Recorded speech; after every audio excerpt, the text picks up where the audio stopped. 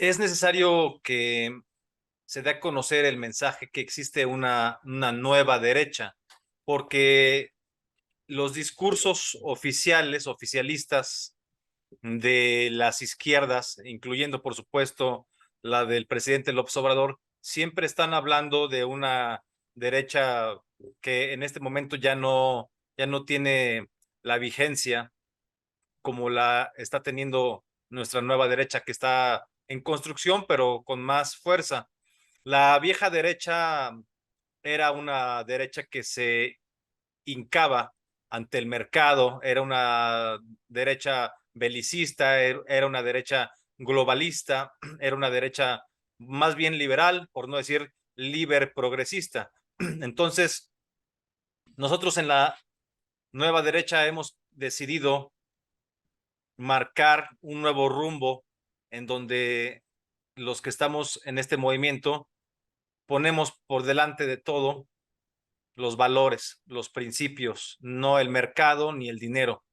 Y entonces ponemos a Dios, concebimos a Dios como el centro de nuestras vidas y a la familia natural como el centro de la sociedad.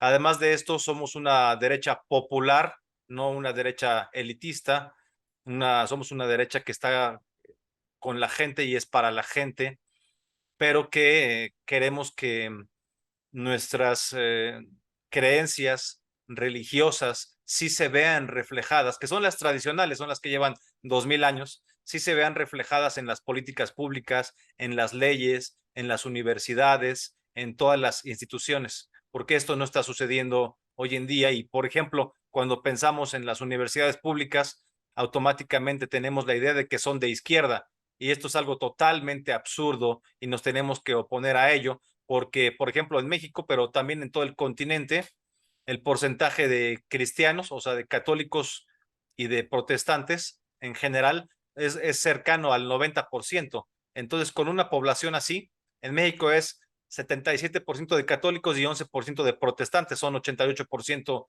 de cristianos. ¿Cómo es posible que las universidades públicas, que son pagadas con nuestros impuestos, respondan a intereses del marxismo posmoderno? ¿Por qué están hablando todo el tiempo de Marx y queriendo fomentar una revolución, queriendo imponer ideas del proletariado, etcétera? ¿No? Toda la herencia maldita del padre del odio que fue Carlos Marx. ¿Por qué están trabajando como centros de pensamiento, centros de adoctrinamiento de nuestros jóvenes en las universidades a favor de estas izquierdas?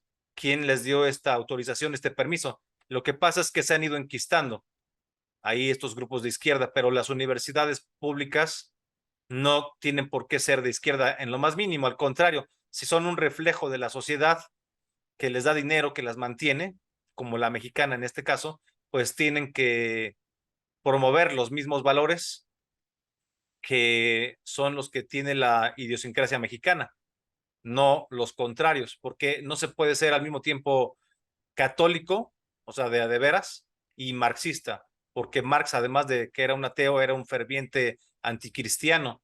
Y vemos hoy los ataques en todos los frentes contra el cristianismo. Vemos cómo el supremacismo feminista quema iglesias, las vandaliza, ¿no? Vemos que hay muchos sacrilegios, muchas blasfemias, pero vemos también cómo eh, atacan a nuestros hijos, los quieren adoctrinar con ideas marxistas desde la SEP, con Marx Arriaga y Sadi Loaiza, ¿no? Tenemos eh, una pues, dirección y subdirección de la SEP que se encarga de generar los textos de los, pues sí, los materiales, ¿no? Los contenidos de los libros de texto con un pensamiento marxista y también chavista, ¿no? Entonces, la familia y nuestros valores están siendo atacadas por todos lados. Por eso nosotros planteamos en este libro una nueva derecha y lo planteamos como el retorno de Dios a la cultura. Esto ya es un diálogo con la modernidad, porque la modernidad como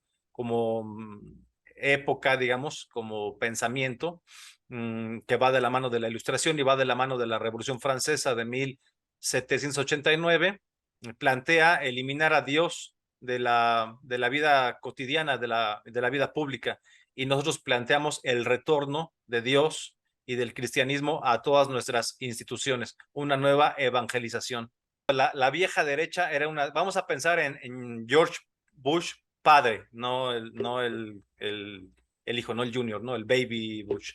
En el caso de este personaje, que era del Partido Republicano, no del Partido Demócrata, por cierto, pero no importa porque el globalismo se da en ambos partidos en Estados Unidos y se da en élites en Europa, se da en las élites de muchos lugares. Pero esa es la vieja derecha, una derecha globalista, una derecha que no impulsaba los valores cristianos, una derecha más bien liberal en todo, más bien que hacía guiños o facilitó el nacimiento y el empoderamiento del progresismo. Es decir, el progresismo que vemos hoy es hijo del liberalismo clásico, por desgracia, ¿no?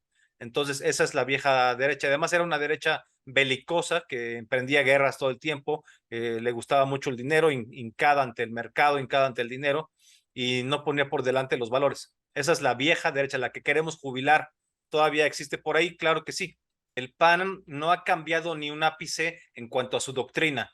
Lo que ha cambiado es la gente que ha venido llegando y cómo están manipulando las cosas de manera que parecen totalmente progresistas. Algunos, ¿eh? Aclaro, porque vemos muchos, yo sigo siendo panista, que tenemos estas ideas, pero estas ideas son totalmente coincidentes con la doctrina del PAN, que dicho sea de paso, la doctrina del PAN y los principios del PAN están muy basados en la democracia cristiana, en los valores de la democracia cristiana, o sea, básicamente Jacques Maritain, entre otros pensadores, pero con esto queremos decir, tiene una cercanía también la doctrina del PAN con la doctrina social de la Iglesia. Toma muchísimos conceptos prestados de ahí, lo cual me parece totalmente correcto. La institución más antigua de Occidente, por supuesto, y la más importante es la Iglesia Católica. Aunque tenga muchos defectos y aunque haya muchos errores, no por eso es que la institución quede inválida.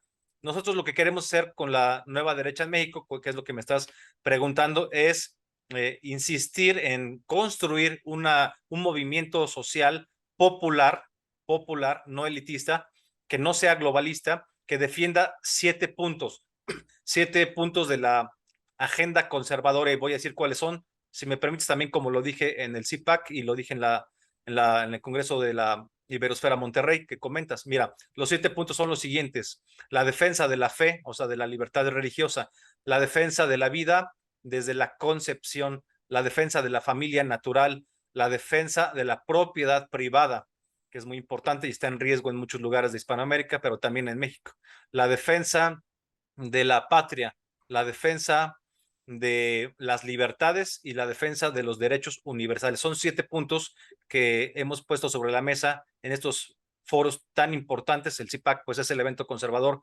más importante de los Estados Unidos desde que se creó en 1974, y ahora que vino a México por primera vez, ahí tuvimos oportunidad de plantear esta agenda. Esa es la agenda que debe ser impulsada por todo aquel que se suscriba como de la nueva derecha.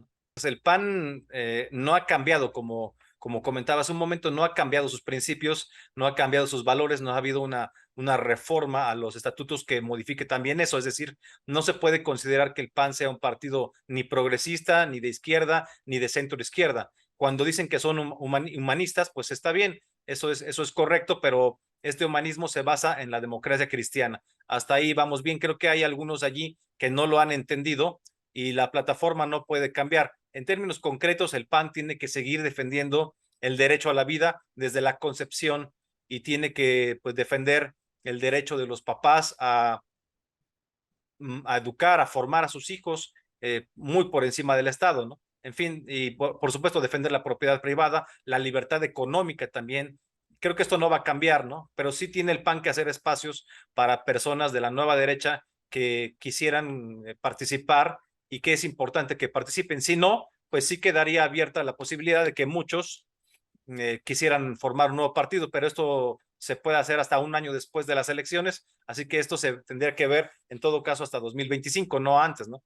Nosotros sí estamos planteando una nueva derecha que, como ya señalé, se trata de diferenciarnos de esta vieja derecha que de alguna forma fue haciendo muchas concesiones al progresismo y siempre ha terminado generando a nivel electoral la llegada de un régimen de izquierda. Lo podemos ver en Argentina con Macri dándole pie a Alberto Fernández, lo podemos ver con Piñera en Chile, cómo llegó después Boric, lo vemos aquí en México con Peña Nieto, cómo da pie a que llegue López Obrador, y así como estos tres ejemplos que menciono, habría muchísimos más en todo Hispanoamérica. Por eso necesitamos una derecha más seria y que no haga concesiones. Mira, las concesiones que hacen algunos panistas a este pensamiento progresista es una pérdida de tiempo, porque van con la moda y además de esto, nunca van a votar por ellos estas personas que son de izquierda, que son progresistas, nunca van a votar por el PAN, no tienen ninguna razón.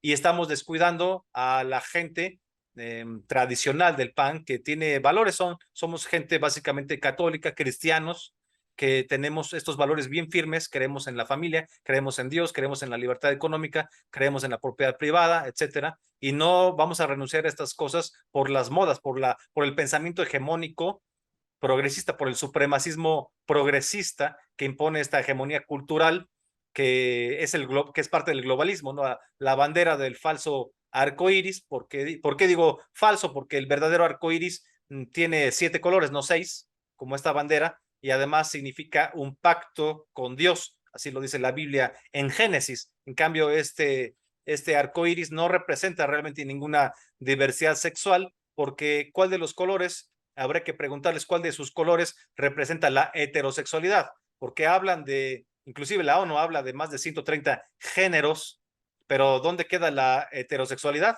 O sea, están promoviendo cualquier otro tipo de sexualidad, pero no la heterosexualidad, cuando la heterosexualidad es la única que puede generar vida.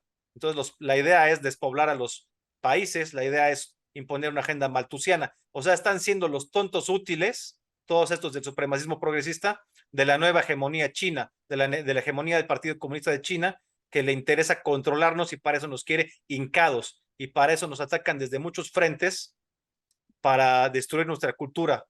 Es que no es lo mismo un homosexual que el supremacismo LGBT. Son dos cosas muy diferentes. Tú puedes ser, cualquiera puede ser homosexual y hasta ahí pues es una decisión suya y hasta ahí no nos vamos a meter porque es su libertad individual, él sabrá lo que hace, ¿no? Pero otra cosa es un movimiento globalista que quiere, no, ya no luchan por sus derechos, porque los derechos ya están consagrados en la Constitución y son los mismos para todos, son los mismos para los morenos, para los güeros, los chaparros, los altos, los gorditos, los flacos, para todo mundo, vengas de la etnia que vengas, tengas dinero o no tengas dinero, todos los derechos ya están consagrados en la Constitución. Entonces, por ejemplo, nosotros fuimos a hacer el Rosario de Hombres el año pasado, en junio, por ahí más o menos, si no mal recuerdo la fecha, y era el día en que estaba la marcha del orgullo homosexual, como le dicen a esta suerte de carnaval, ¿no? Por los colores y la música y todo esto. Pero ahí, por ejemplo, pues, ¿qué discriminación había contra ellos? Si eran, según las cifras del gobierno, 250,000 personas en la calle con sus arcoíris.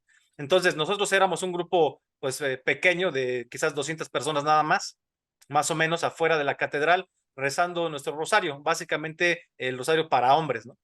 Como es un movimiento también internacional, y nosotros fuimos los que eran más bien discriminados allí, que nos empujaron, nos insultaron, se burlaron de nosotros, nos escupieron, o sea, no tienen un respeto, o sea, ellos quieren ser respetados, ese movimiento, pero no nos respetan. Te digo, no tiene nada que ver con un homosexual en lo particular, tiene que ver con un movimiento que es político, pero que no lucha por los derechos humanos que ya tienen, luchan más bien por prebendas, luchan por privilegios, por fondos, por cuotas. Eso ya es un movimiento político, ya no tiene nada que ver con los derechos. Nosotros sí respetamos, por supuesto, a los homosexuales. Tenemos amigos que son homosexuales, no hay ningún problema, pero ¿dónde está la conexión entre ser homosexual y militar en este movimiento? Ser de izquierda, ser de izquierda militante. Son dos cosas totalmente diferentes y el hecho de que una persona sea homosexual no necesariamente es que sea de izquierda ni progresista. El mismo caso de nuestros hermanos indígenas, que tengo muchísimos amigos indígenas y los queremos mucho, la verdad. No tiene nada que ver también el hecho de que sean indígenas con el supremacismo indigenista. ¿Cuál es el supremacismo indigenista? Por ejemplo, cuando López Obrador, que además es, dicho sea de paso, nieto de españoles, cuando él dice que hay que ponernos del lado de la resistencia indígena que todo lo que trajeron los españoles fue negativo, que solamente vinieron a saquear el país y que ya no lo va a permitir. O sea, todo ese tipo de narrativas que son injustas, que son desequilibradas, que no reconocen lo que trajeron los abuelos españoles, es algo totalmente reprobable. Además, violando el Estado laico lo único que significa es que no hay una religión oficial, pero entonces, ¿cómo durante muchos meses en 2021 puso ahí por agosto 13, que fue el aniversario 500 de la llegada de los españoles, ¿por qué tenía como logotipo oficial del gobierno López Obrador a Quetzalcóatl, cuando Quetzalcóatl es un dios azteca? O sea, por qué lo paga con el dinero de nuestros impuestos? Pusieron muchísimas alegorías, muchas referencias en la calle, también en el gobierno de la Ciudad de México, adornaron todo el Zócalo con estos motivos de Quetzalcóatl. ¿Por qué están promoviendo a Quetzalcóatl? A mí me ofende eso, como católico que soy, además pues somos el 88% somos cristianos. ¿Por qué ponen un dios azteca? Eso es el supremacismo indigenista. Pensar que los aztecas, además, pensar que los aztecas en particular son superiores a cualquier otra etnia, porque López Obrador defiende a los aztecas, pero no veo que haga mucho por los huicholes, por los tojolabales, por los tzetzales, por los tzotziles, por los yaquis, no sé, ¿no? Para empezar, es que un gobierno debe ser representativo del pueblo, y este pueblo, el pueblo mexicano en general, como ya comenté, es 88% cristiano, pero no vemos que estos gobiernos, que el gobierno federal ni el gobierno de la Ciudad de México estén reflejando que somos una mayoría, no están reflejando nuestros valores, como tampoco lo reflejan las universidades públicas. Ese es el problema. Entonces, lo que están haciendo es impulsar la imagen de un dios azteca, que es uno entre muchos dioses aztecas y una etnia dentro de muchísimas etnias. En México hay más de 60 etnias, si no mal recuerdo. ¿Cómo es posible que estén impulsando nada más una? Es ofensivo y es discriminatorio con respecto de todas las demás etnias, pero también es ofensivo con respecto de los que somos cristianos. ¿Por qué no pone un Cristo? ¿Por qué no pone una Virgen de Guadalupe? Si hay un culto llegan hasta millones de personas cada 12 de diciembre, ¿por qué no tiene un gesto respecto de lo que es lo de la mayoría de los mexicanos? O sea, no es un gobierno representativo. ¿Quién le reza a Quetzalcóatl? O sea, ¿por qué promover a Quetzalcóatl? Y en el caso de las banderas que desplegó el gobierno de la Ciudad de México, eran unas banderas como de grandísimas, como de 100 metros por 100 metros en todo el edificio del ayuntamiento. En los dos edificios ahí pusieron una bandera del falso arcoíris y la otra bandera del transexualismo.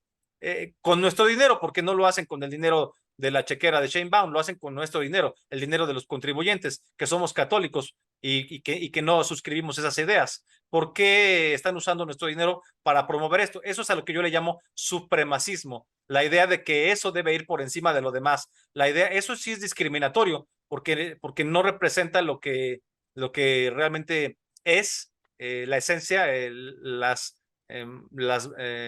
idiosincrasia del pueblo mexicano. Entonces, ¿cómo se puede lograr un equilibrio? Bueno, para empezar, que un gobierno eh, tiene que ser, no puede haber una religión oficial, y aquí están promoviendo causas políticas en específico. En el caso de Quetzalcóatl es una cuestión religiosa porque es un dios azteca, y en el caso del supremacismo eh, LGBT, pues están promoviendo una visión hegemónica de la cultura, una visión hegemónica de la familia, una visión hegemónica de la sexualidad, pero no están apoyando a la familia heterosexual.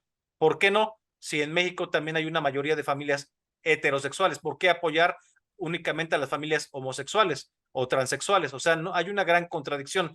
Nosotros en la nueva derecha, respondiendo a tu pregunta, no, nosotros estamos por impulsar los valores de la cristiandad, porque eso es lo que somos, no solamente en México, sino a nivel occidental. Cristiandad es un sinónimo de occidente, y además estamos por impulsar estos valores en políticas públicas, en las leyes, en las instituciones y en todos los frentes, ¿no? De hecho, esa es parte de nuestra contrarrevolución cultural.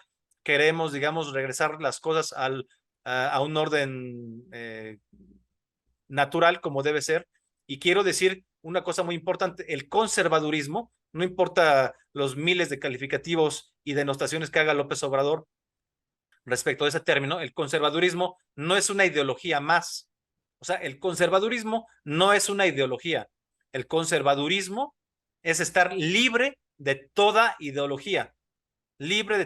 Por supuesto que la religión no es una ideología, la religión es la religión, nosotros nos basamos en la religión, nos basamos en el catolicismo, o lo que son los hermanos protestantes, pues también se basan en la Biblia, ¿no? Entonces nosotros estamos tratando de promover ese tipo de valores que son los que fundaron Occidente, fundaron las universidades, fundaron las instituciones de caridad, fundaron las leyes, etcétera, etcétera. Como que en el no matarás y en el no robarás hay mucho de cristiano, ¿no? O sea, porque como comenté también hace un momento, nosotros no tenemos nada contra los homosexuales y mucho menos desde la nueva derecha, tampoco contra los indígenas, ni contra los negros, ni contra nadie. No discriminamos absolutamente a nadie. Estamos en contra del supremacismo indigenista y del supremacismo LGBT, del supremacismo feminista.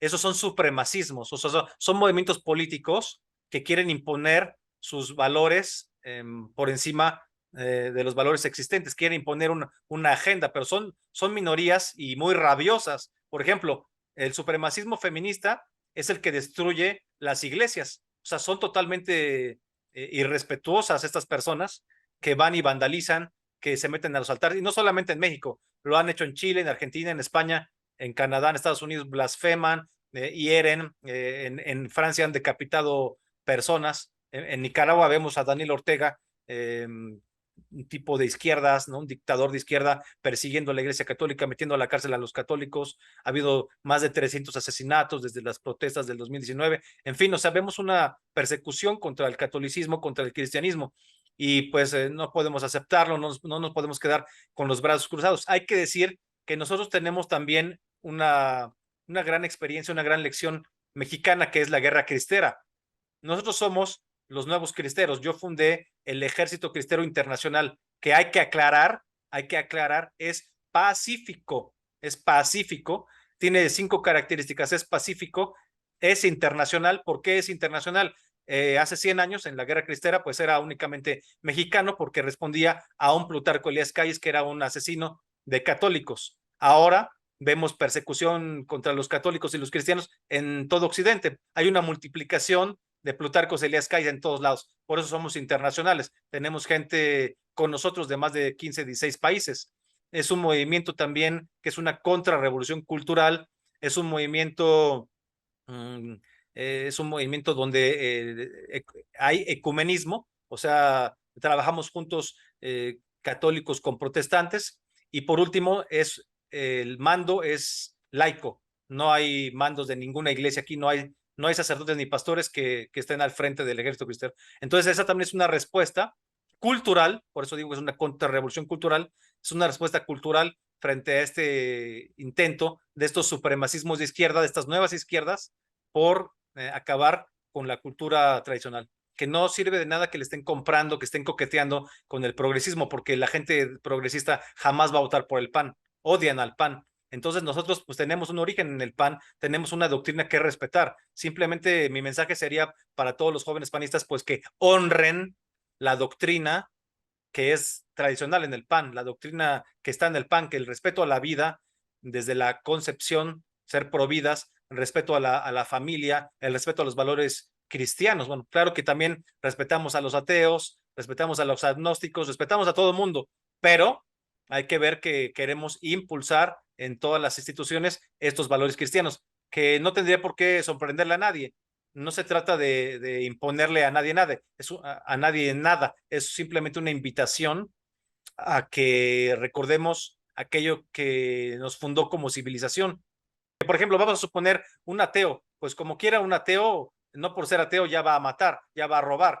Entonces si no roba y no mata, está respetando los valores cristianos. Si no le quiere llamar cristianos, pues que le llame como quiera, pero tienen un origen cristiano y es más rápido decirlo así. Sí invito a la gente en general a que se sumen a este movimiento de nueva derecha, en el que ponemos por el centro de todo, el centro de la vida a Dios, y el centro de la sociedad a la familia. Es importante que construyamos, no somos una derecha elitista, somos una derecha muy popular, cercana a la gente.